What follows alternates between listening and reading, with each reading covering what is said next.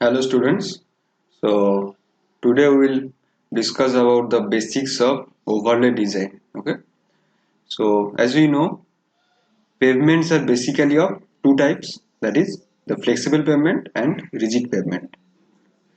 We know as once the pavement is constructed, it gradually deteriorate or damaged with the time in terms of its functionality and structural condition, mainly due to the traffic load and the climatic factors, maybe the poor drainage condition also. So this functionality includes mainly the riding quality, okay, and the structural deterioration indicates the deformation, cracks, or the damage of materials, okay, so which reduce the structural soundness of the pavement.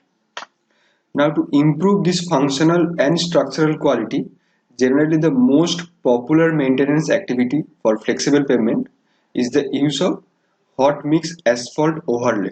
Okay, so we can define the overlay as in easy words that we can say the pavements that do not have adequate structural strength to carry the projected future traffic will have to be improved by providing an additional pavement layer over the existing pavement. Okay, so it will make the existing damaged pavement to easily carry the future estimated projected traffic. So we can see in this picture, suppose this is the existing pavement. Okay, so this white portion is your existing original pavement.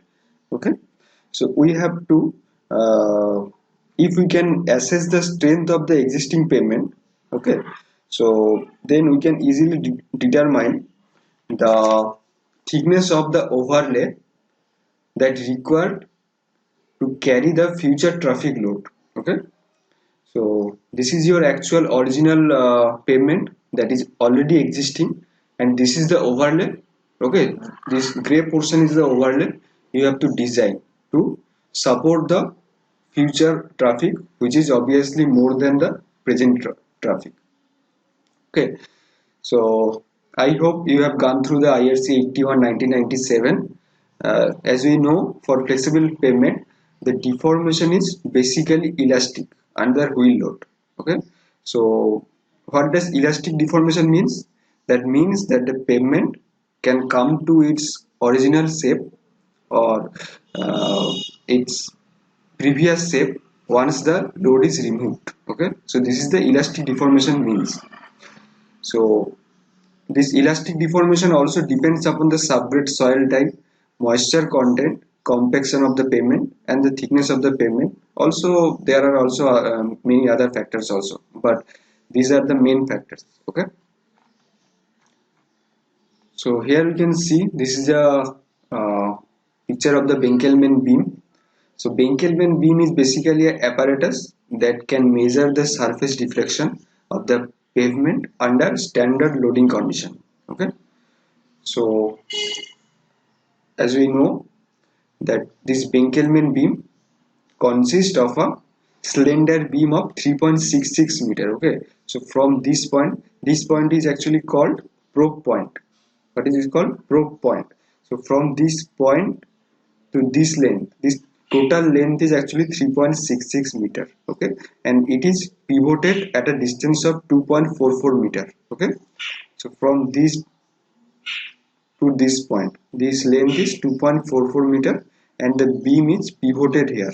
Okay, and the dial gauge is fitted here, so to so that we can measure the amount of deflection occurring here due to the wheel load. Okay, so as the this beam is hinged here, so when we will apply the wheel load here, some deformation will occur here. Okay, so due to the deformation, this beam will go downwards here. So as this point will go down, this point will go up. Okay, so from here, with the help of this gauge, we can determine the reading of the deformation. Okay, so we have told that Benkelman beam is the apparatus that can measure the surface condition, surface deflection of the pavement under standard loading condition. So what is this standard loading condition? You cannot just haphazardly take any load. Okay, so this standard of loading is already given in IRC 81. So, okay, so according to that, the truck load must be 5 ton of weight. Okay, so the total load of the truck must be 5 ton, and the vehicle shall have 8170 kg rear axle load equally distributed over the two wheels. Okay, and the spacing between the two wheels must be 30 to 40 mm, and the tire pressure must be 5.6 kg per centimeter square.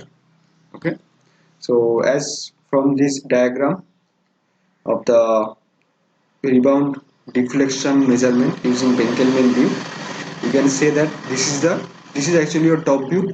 Okay, and this is the side view.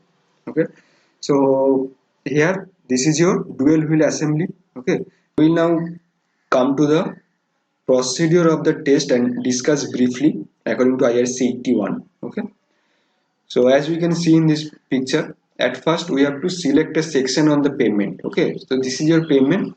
So at first you have to select one section. Suppose this is the one section you have selected, and this is the point where you have to determine the deflection due to the standard wheel. Okay, so you have to take this point such that this point is at least 0.6 meter from the pavement edge for single lane road.